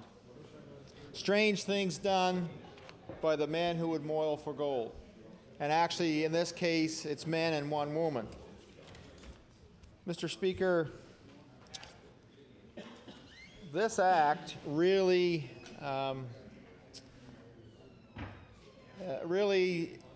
gives you some indication of where the government is going, and certainly gives us more indication of where the government is going than we ever got from the budget speech by the Minister of Finance. And budget speeches, I suppose, are similar to throne speeches in that they try to instill in the listeners some feeling of optimism, some feeling of goodwill, some feeling that the ship is being directed appropriately and that we are stabilizing a certain good course in terms of the province and its future. Mr. Speaker, I was surprised in the budget speech by the finance minister in the fact that it, for the most part, totally ignored rural Nova Scotia, never mentioned agriculture at all, not one word, or Cape Breton. That's not new. That's happened time and time again in this House, Mr. Speaker.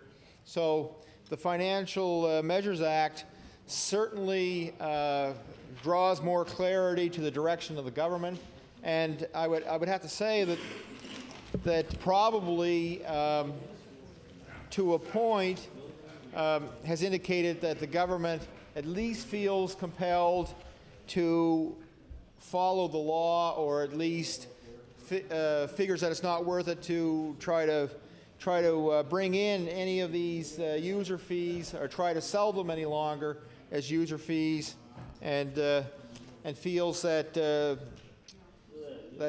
Uric court decision, which someone actually challenged, I think it was a probate fee in Ontario, somewhere in the range of $10,000 or some significant amount to that effect, and actually an amount high enough that it was worth it to hire a lawyer. I mean, if it had been $5, the principle might be the same, but the point of arguing and hiring a lawyer and spending $200 or $500 or $1,000 with a lawyer for a $5 fee, most people wouldn't do it, and unless they have significantly deep pockets and want to stand on the principle. But for the ordinary person, that probably wasn't going to happen. But anyway, in this decision, Mr. Speaker, the court said that you cannot charge beyond the cost of the service without going through the legislature. In other words, without indicating to the public and making it transparent what it is exactly that you're doing, and that a fee that is beyond the scope of the cost of delivering the service would have to be indicated in your statute, and that in fact is a tax. Well, that's the direction this government has gone. They're indicating to Nova Scotians that the increases that we see under this act, and I think I counted about 20 different acts that are affected here, and not all affected in a monetary way, and I'll go into that in a minute. But certainly these were pieces of legislation that had to be changed in some way to give the province its ability to collect those additional revenues. Now, Mr. Speaker, I started my talk this evening with that first line from The Cremation of Sam McGee. And I said that this was a poem written by Robert Service. And I'm sure, if not all the members opposite, but certainly many of the members opposite would be aware of Robert Service. But I'll tell you, Mr. Speaker, the one thing I think this government has forgotten is service. And that's service to the people of this province, and also the ability of Nova Scotians to get some service from the province. In other words, Nova Scotians have been very patient. Since the time of the Premier, the Honourable Donald Cameron, I think was the first Premier that initiated a wage freeze, the tightening of the belt, the same thing with the Honourable John Savage, and on it goes. And here we are in 2004, and Nova Scotians are expected to keep cinching the belt. Well, I'm saying, Mr. Speaker, there's many of us that would have to keep adding more holes to the belt because we're getting it pretty far beyond what would be the traditional holes given in any belt that most people wear. So, Mr. Speaker, I think Nova Scotians have become certainly disillusioned by politicians. They've become disenchanted with our governments, for sure, and the fact that this government is in a minority situation is an indication that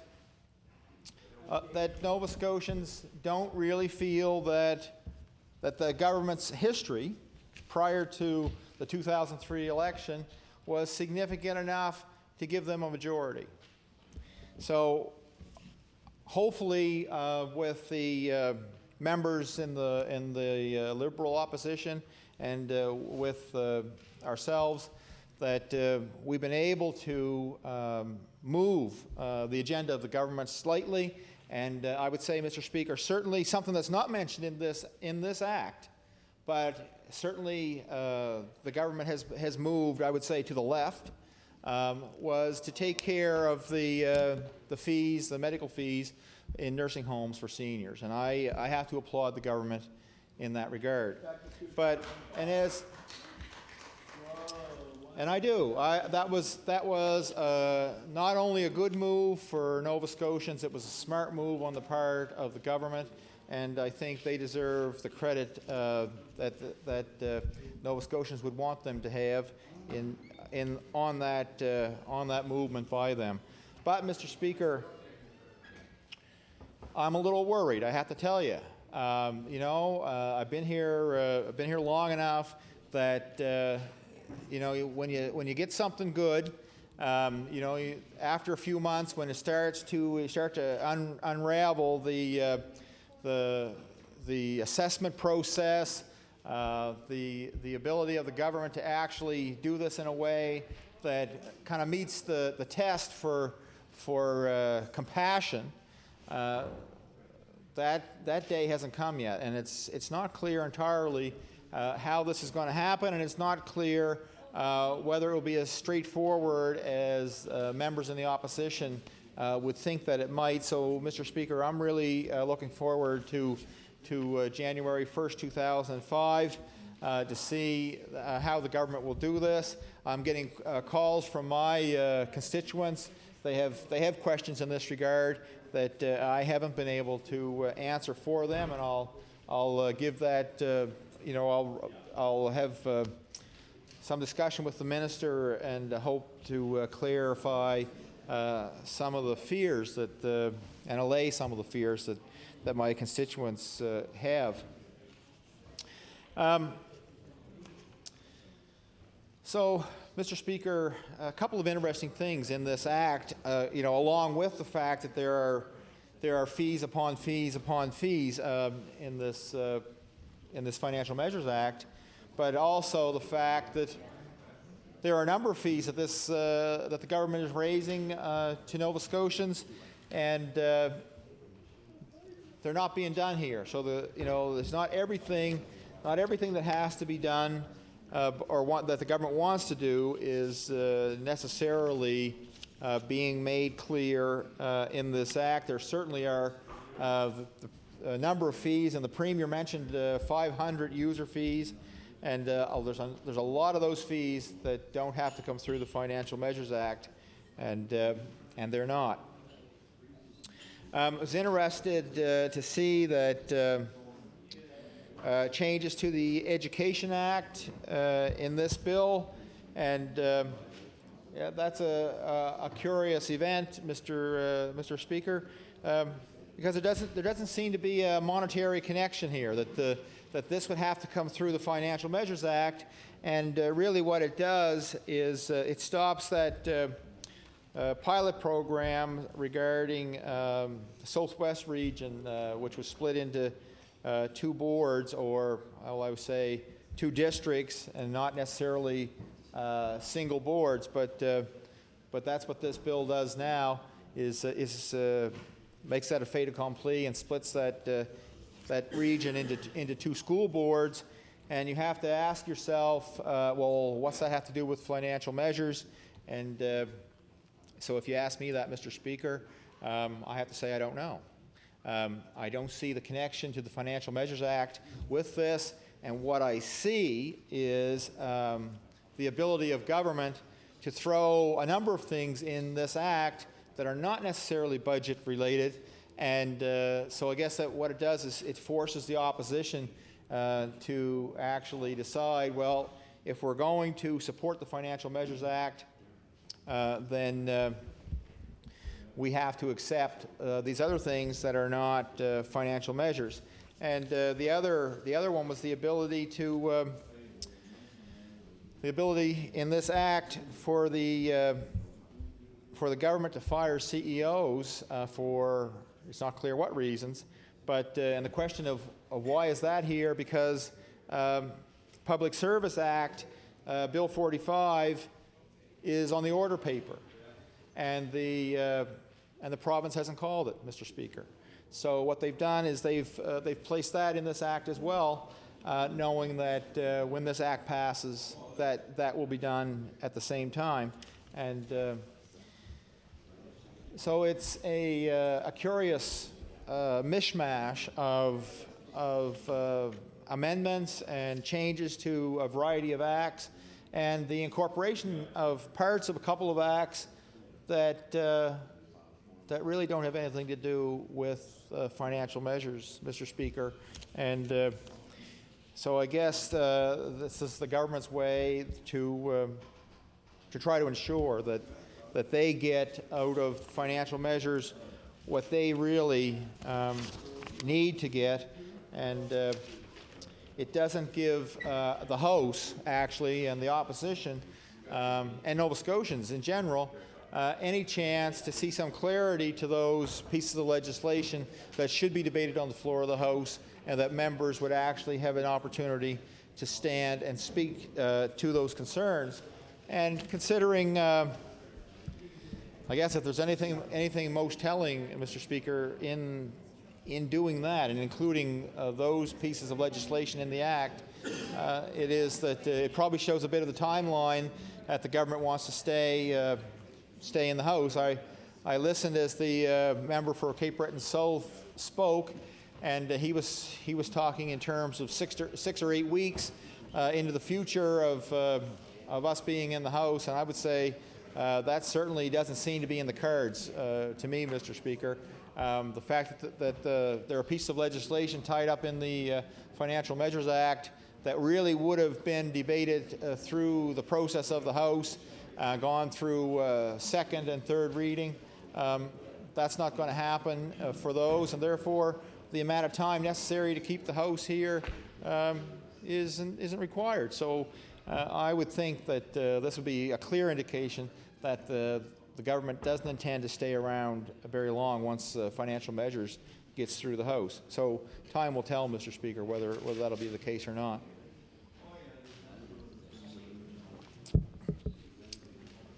Well, the whole budgetary process, Mr. Speaker, is an interesting one, and I'm not sure if more interesting for the government than for the opposition. But I remember the Premier's words, I believe, back in 1999 when he told the opposition to ferret it out.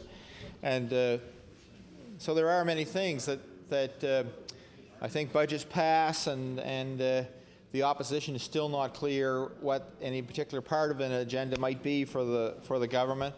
I mentioned earlier that I was disappointed to see such little attention to rural Nova Scotia. The fact that the Department of Agriculture really saw no increase in its budget, the fact that we're still in an unclear circumstance around the BSC issue, the fact that the province's task force last fall, Mr. Speaker, recommended $10 million to the industry and only got 3.5. And yet, in the area of risk management, in the budget, we didn't see any ramping up of dollars for those programs, and that's a bit troublesome because it's not clear yet what will happen in terms of the BSC tragedy. And I mean, we're all hopeful of Mr. Speaker, you were to Washington as I was, and I think the mood there was about as optimistic as we could hope. But there's no clear indication that the border will open, and we could be coming into another year of serious implications for the beef industry in Nova Scotia. There's nothing in the Financial Measures Act that would indicate that the government intends to move in any direction toward more help for farmers. I'm assuming that many of Nova Scotia's beef producers kept more animals last winter or the past winter than they intended, simply because prices were so low that they couldn't move their feeders, and so that would mean that those same animals they still have, and they're coming into the summer season.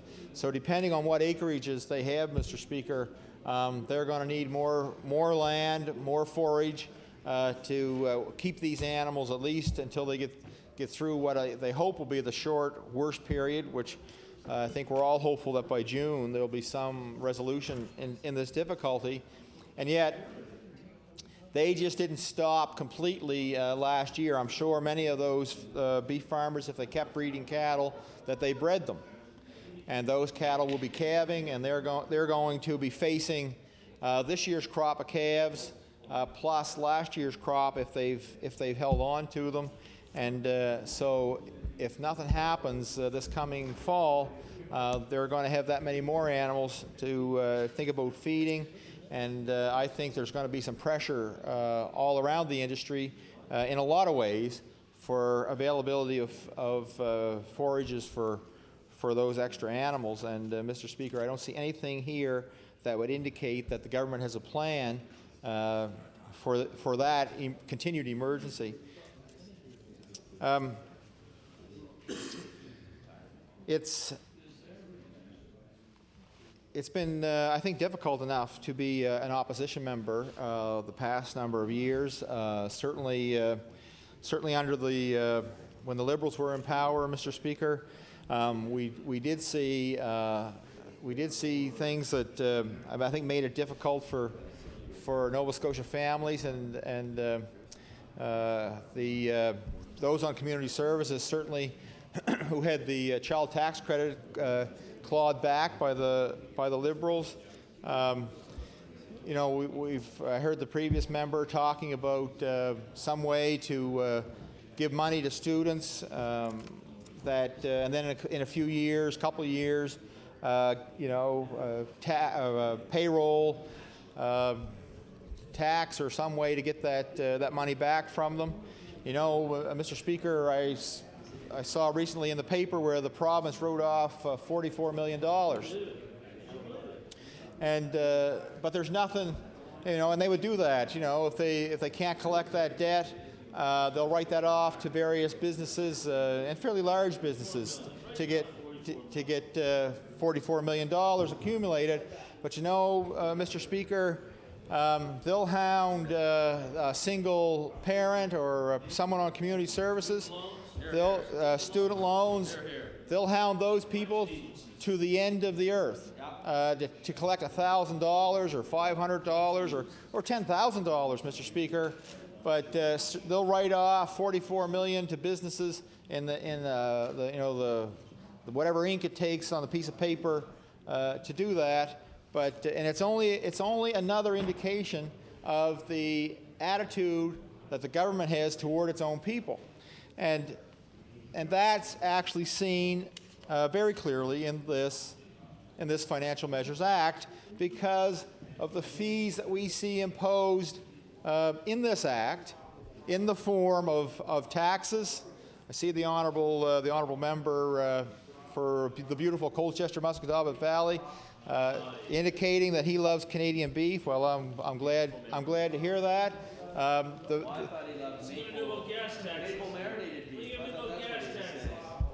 But the honourable member's timing is about right for showing that logo, I think, to the House. I think members opposite would agree with me that we have a beef with this government. And so, Mr. Speaker, what is the message? What is the message that Nova Scotians should get from this Financial Measures Act or from this government? Well, it should be that you're going to pay more and you're going to get less.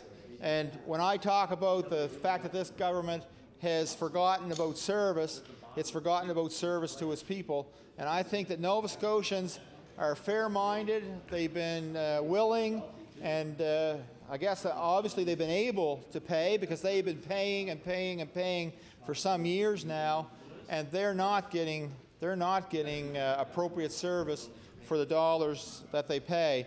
And I remember back, I guess it was 1998, it was the previous minority government that the then leader of the Tory opposition, which is now the Honourable Premier, met with our leader at that time, the member for Halifax Atlantic, and out of that meeting, the Premier said that the New Democrats were going to raise taxes. Not true. News to us. You know, that was the first time we heard it, and we had to hear it from the leader of the Tory party. But you know, Mr. Speaker, the Premier sent that message across the province that we're not going to form any union with the New Democrats because they want to raise taxes.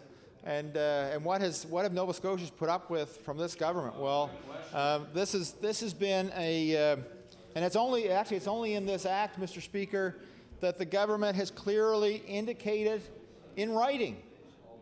They put it in black and white that they're raising taxes. They're calling them taxes. They're not backing away from that, and they've made it clear to Nova Scotians that we're going to increase taxes for you. And I think, as much as Nova Scotians aren't going to like that, I think Nova Scotians would buy that if they got some service for their tax dollars. But when Nova Scotians are lining up at emergency and waiting hours and hours to get service, or going home without it, then they can't see any justification for paying more. when they're breaking shocks or springs or struts on their cars on Nova Scotia roads, and they are, Mr. Speaker, then they don't want to pay more.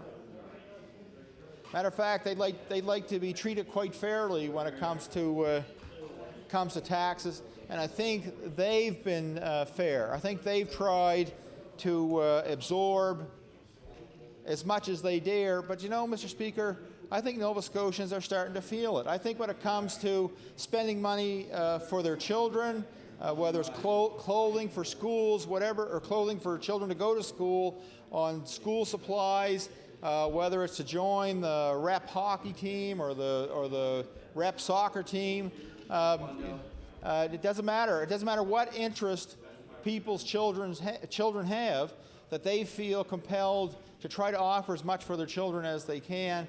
People are starting to feel the pinch. They're starting to think that you know, the money that they earn seems to evaporate before they really get a chance to do anything significant with it. And I would say that if ever Nova Scotians had a clear indication of what their government thinks of them, they can see it in this Financial Measures Act.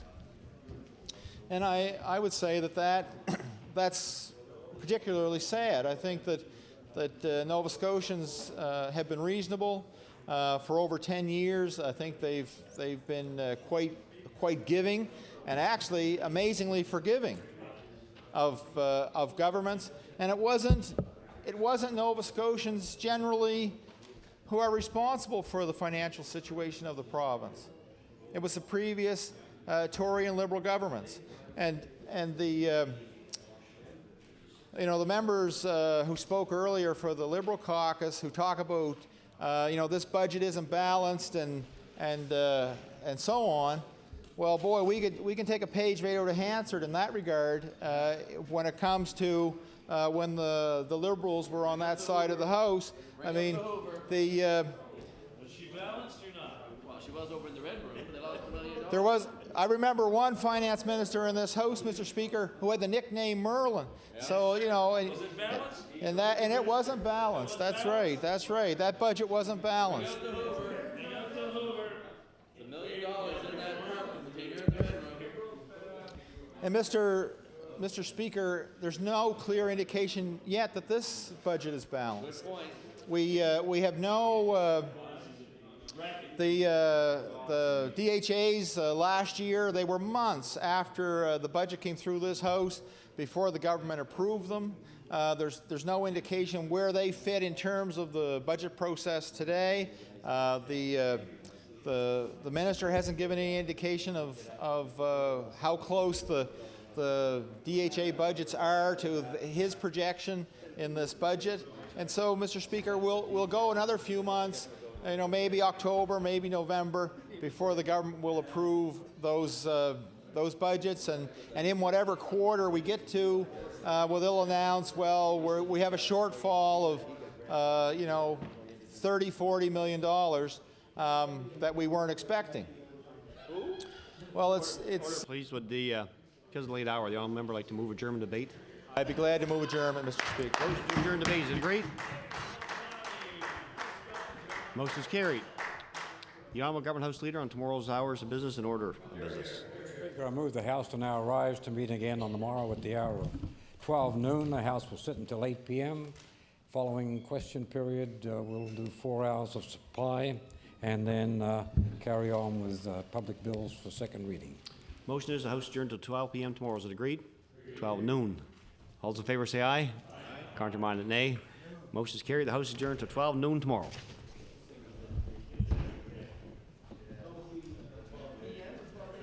Yes.